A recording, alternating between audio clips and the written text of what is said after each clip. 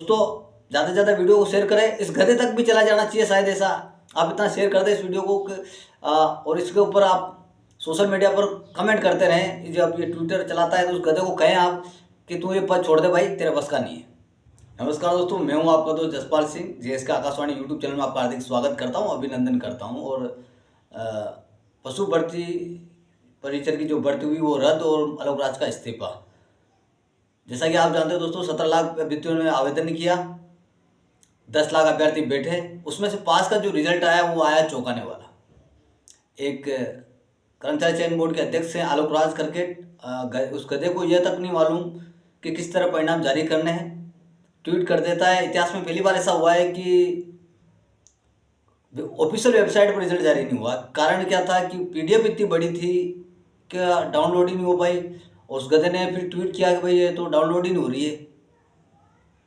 कि भाई क्यों नहीं हो रही है? कि 3 लाख का रिजल्ट है। कि 3 लाख का रिजल्ट है, कुछ समझ में नहीं आया। 10 लाख बैठे थे, 3 लाख का रिजल्ट है, कुछ समझ में नहीं आया।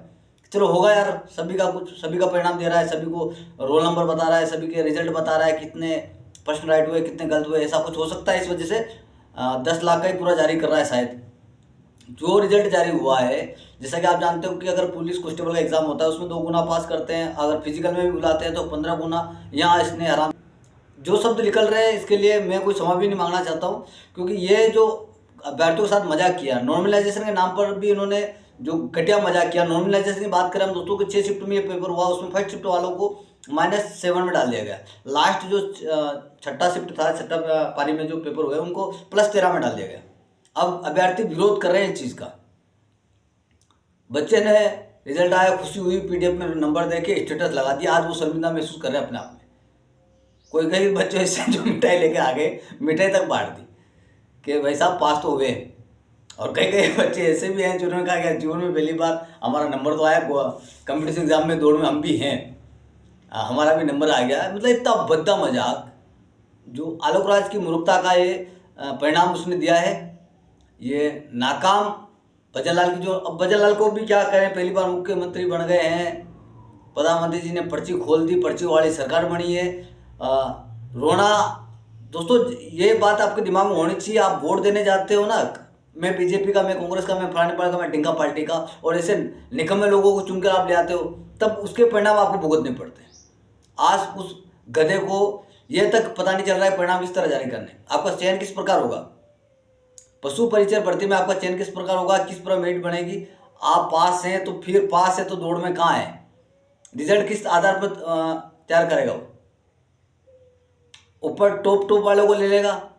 टॉप पद है 6000 से कुछ ऊपर। अभ्यर्थी बैठे 10 लाख, 4 लाख पास कर दिए। तो पास किस खुशी में किए भाई तूने? किस खुशी में तूने पास किए कि बच्चों को खुशी मिले?